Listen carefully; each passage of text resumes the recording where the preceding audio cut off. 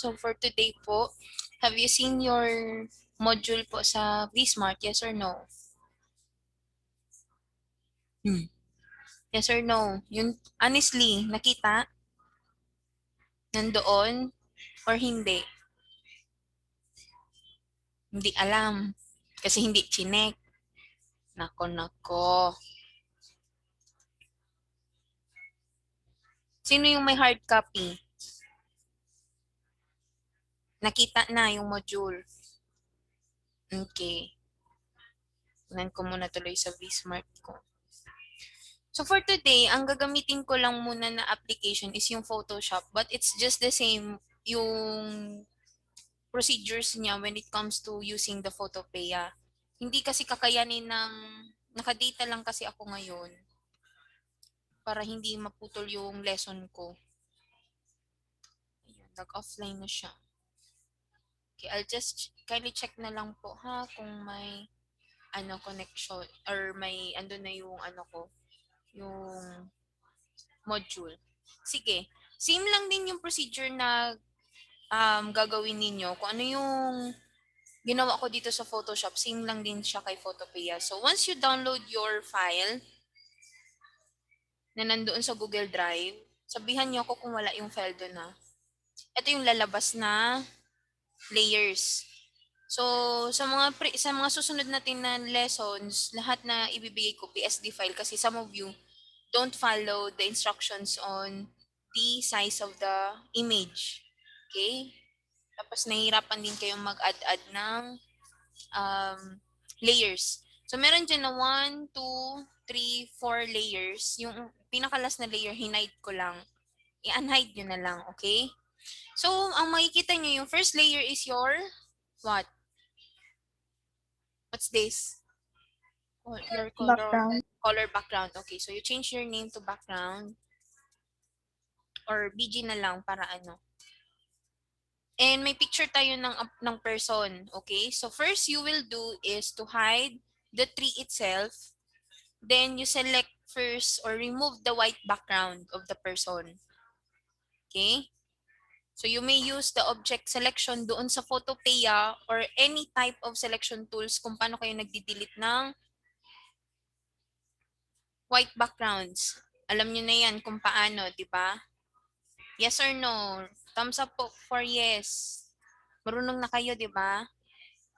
You don't need to redefine or refine edges pa kasi one solid naman yung side niya, yung hairs niya. Wala naman hair strands yung nasa picture niya. So you need to delete and change the name of the person to body. Okay? Then right click, deselect. You change your tool to your move tool. Now, ang ginawa ko na dito sa tree, tinanggal ko na yung white background. Okay? Zoom in. Then, isakto nyo yung, ayun, ang nakaselect pala ay yung layer na body. So, let's change the name of the tree layer with your tree para alam nyo kung bakit ba natin kailangan mag-change ng mga layer names. Sige nga. Bakit natin kailangan mag-change ng layer names?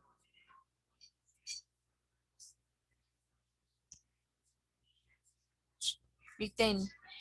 Bakit kailangan mag-change ng layer names?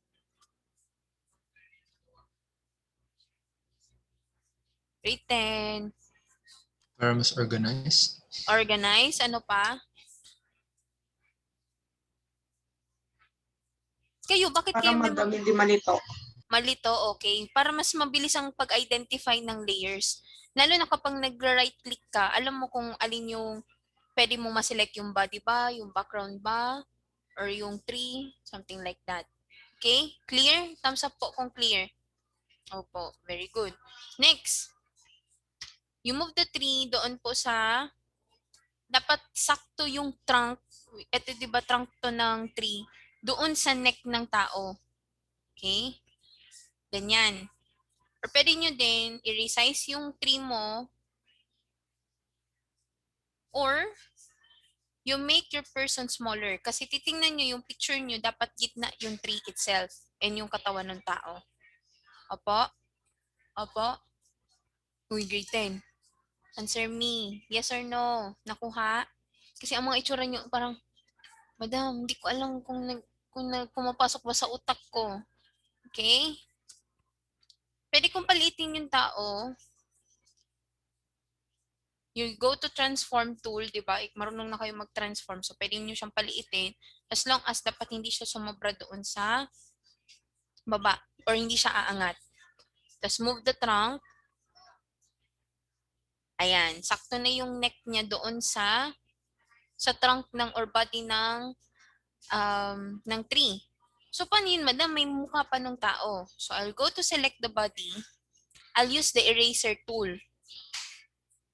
Okay? Eraser tool. Or letter E. You just press E sa keyboard mo. Then, kailangan mo muna dapat ma-select yung body na layer. Kasi pag ang tree yung na-select ko, anong mangyayari? Once I erase. Yung 3 yung mawawala. Yung tree ang mawawala. Hindi yung muka nung nandun sa body. So, I need to select first the body. Kasi may biglang may mag-chat sa akin, Madam, nagtatry ako mag-erase kasi ang na-erase yung tree. So, you need to select first the body, then you erase. Ayan. Nakikita? Nakikita po? Okay. Pwede mo siyang i-zoom in and erase mo yung brown doon sa, or yung skin tone niya na brown doon sa tree. Kaso madam, yung tree naman, sobra naman sa jacket. So you need to select first again the tree, then erase mo naman siya dito. Then isakto mo siya doon sa head ng tao. Okay?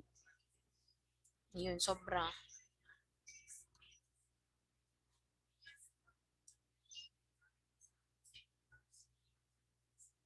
Bitin ko. Ayan. I-erase nyo lang siya. Then, erase nyo naman dito din siya sa kabila. So, makikita nyo, parang yung mukha nung, or yung tree mismo, part na mismo nung katawan ng tao. Clear? Thumbs up po kung clear. Okay, now, I want to put shadows on the tree itself and the body of the person. So, ang paano ko siya gagawin, madam? Select mo yung tree na layer, select the body layer, right-click, then merge layers. Alam niyo na yung merge layers, di ba? Tama?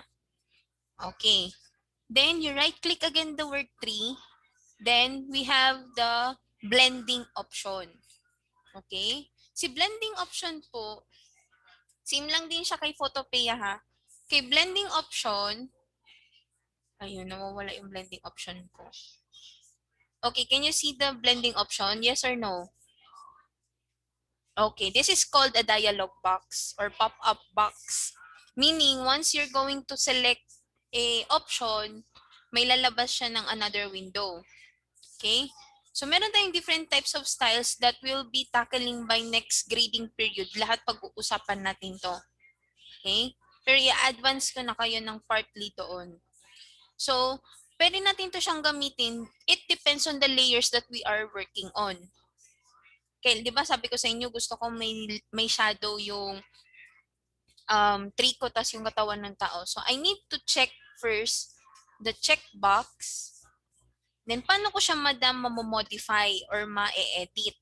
I'll select the word drop shadow para yung dito ko mapapalitan siya. Okay, kung mapapansin nyo, yung picture ko, meron na siyang shadow. Na color, what? Anong color ng shadow ko? Uy. Anong color to, oh? Black. Okay. So that means, can I change my shadow? Can I change the shadow color? Yes or no? Opo, tama, Summer. Yes. So, paano ko siya, madam, i-edit? It depends on the size of the shadow and the distance of the shadow. Meron tayo ditong mga options na blending mode, yung color, opacity, angle, distance, spread, and size. Okay? What is the meaning of opacity pala muna? Another term for opacity. Starts with letter T. Transparent. Transparency. Okay, very good. Pwede siyang, depende kung gusto mo siyang transparent siya or konti lang siya makikita. So, pwede ko siyang ma-change yung distance niya. Makikita nyo, pwede siyang ma-change yung distance. So, papunta saan yung shadow? Going to the left or right? Left or right? Distant ha? Punta sa left or right? Punta sa right. Right ko. Kung kaharap mo nyo yung screen sa right. Okay? Then, yung spread is yung pag-spread out nung shadow and yung size, syempre, yung size naman ng shadow. Kung gusto mo siyang sobrang blurred siya or sobrang ano lang siya, stiff lang siya. Okay? Pag-spread out, ano lang, yung opacity ng shadow niya din mismo. What if I want the angle of my shadow going to the left, sa kabilang side niya? Okay? Kumbaga yung light papunta dito sa, nandito sa my right side ko. So yung shadow niya papunta sa left. Okay? So pwede mo siyang ma-change dito sa angle niya. Ayan. Pwede kang mag-click-click. Okay? Then, yung opacity niya, kung gusto ko, hindi masyado siyang kita. Okay? Clear? Yun lang naman yung gagalawin nyo muna sa blending option. Any angle, any distance, any spread, any size can do as long as I can see na may shadow effect yung layers ninyo. Clear? Okay. I'll press OK. Then, meron tayong naka-hide which is a what? A picture of a what? Wala na, zoom in ko na. A picture of a ano yan? Anong ganyan? Ano po? Yung iba naman nga, sumagot naman. Kelsey and si Nikki nan bird. Okay, I'll change the layer name to bird. Kasi may white background siya. So, anong gagawin ko? Since hindi ako maglalagay ng any shadow, any effect sa layer niya, I can use the blending option on my layer options. Asan yung layer option, asan yung blending option ko sa layer?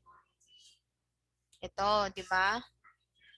Same lang din siya kay Photopea. You can change from normal into darken. Anong nangyari sa picture ko? Automatic na wala yung white niya. So palitin ko muna yung pwede niyo palitin muna yung picture niyo ng sa baba para mas ma-fit yung birds. Madam, bakit hindi na lang gamitin natin yan nung time na ayun, delete natin to. Tong side na to. Pag may mga white pa siya na ganito, kasi di ba may background siyang white, i-delete nyo na lang. Okay? Select, then delete. Madam, bakit hindi na lang natin gamitin yung tree na mayroong white background or yung person with a white background ng blending option? Or ng, tama. Ito, ng blending option dito, na darken. Kasi pag naglagay po ako sa blending option po ng shadow, ano sa tingin nyo magiging itsura ng shadow niya? Kung may white background siya, tapos dinarken ko lang.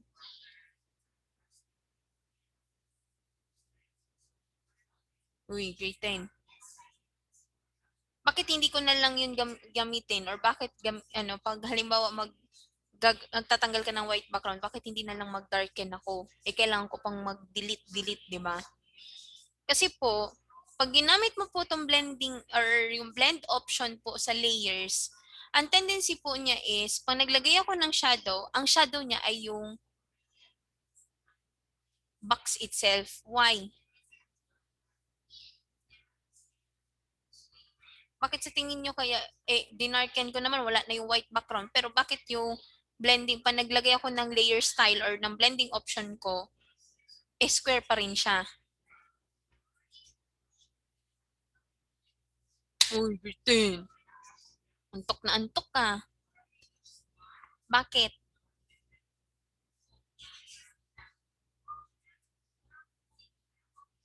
Ano po aba? O parang nagigets ko yung point mo. Kailangan mo lang i-explain. Kasi madam, yung buong picture yung naka-darken. So yung buong picture yung mabiblend. Okay, very good. Hindi ko naman kasi dinilit mismo yung white background, di ba? Tama? Opo. So, ang tendency niya, hindi ka basta-basta makakapag um, lagay ng mga layer styles. Unlike with yung tree, na dinilit ko mismo yung white niya na background. Pag naglagay ako ng blending option, naglagay ako ng, for example, a color overlay, automatic, ang makukulalagyan niya lang is yung mismong picture na nandoon na walang white background. Unlike with the tree or yung yung birds, talagang box talaga siya kasi hindi ko naman dinilit yung white background. Clear? Okay, question. No more? Okay, you will do it by yourself then. Tapos titingnan ko yung cleanliness nung paglagay ninyo. Tapos any size, any um, angle as long as realistic na shadow. Tapos ang pag-grade ko sa inyo dito is yung pagkasakto ng tree dito sa neck ng person. Kung wala ba talaga na yung mukha ng tao. Tapos yung bird, kung sakto ba doon sa tree. Okay po? Meron pa kayong 7 minutes to do it. I'll end the Zoom meeting at around 10:48. Question. Deadline. Deadline of this one is until Saturday. Saturday. And you will save it with the same file name. Tapos kung saan nyo po dinownload yung ko po, yung file na body3.psd, doon nyo din isi-save yung work nyo. Huwag nyo i-delete yung PSD ha. Na nilagay ko doon. Yung last time kasi dinilit. Save your work on my Google Drive. Deadline is on Saturday ng February 22, 2021. Okay po? Question. At 1 p.m. Saturday pa naman. Question? No more? Okay, you may start.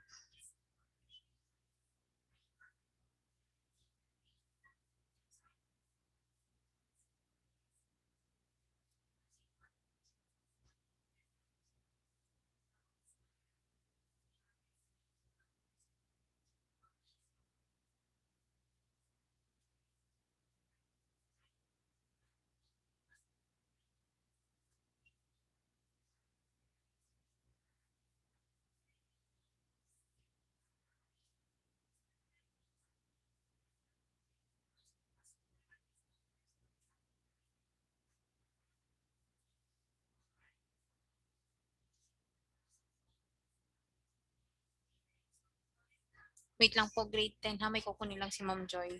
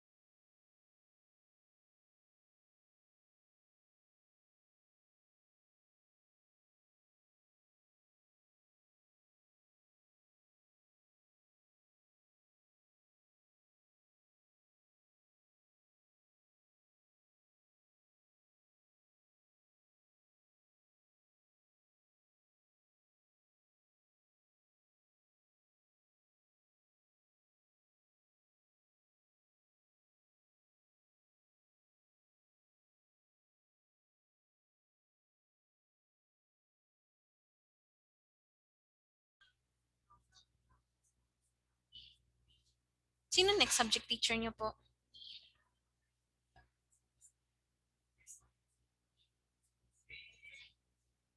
Sir Roland.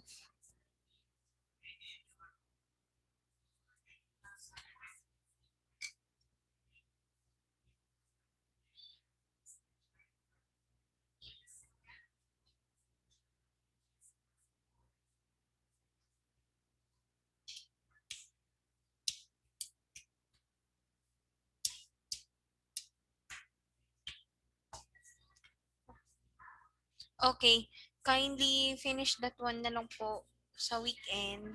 Basta 1 p.m. po ang deadline ko. If you have questions, you may raise it on our group chat. Wala mag-PM sa akin para hindi pa ulit-ulit si madam sa mga questions ninyo po. Clear? Summer pa-send na lang po ng attendance. Goodbye, grade 10. Hey, madam. Bye-bye po. Madam.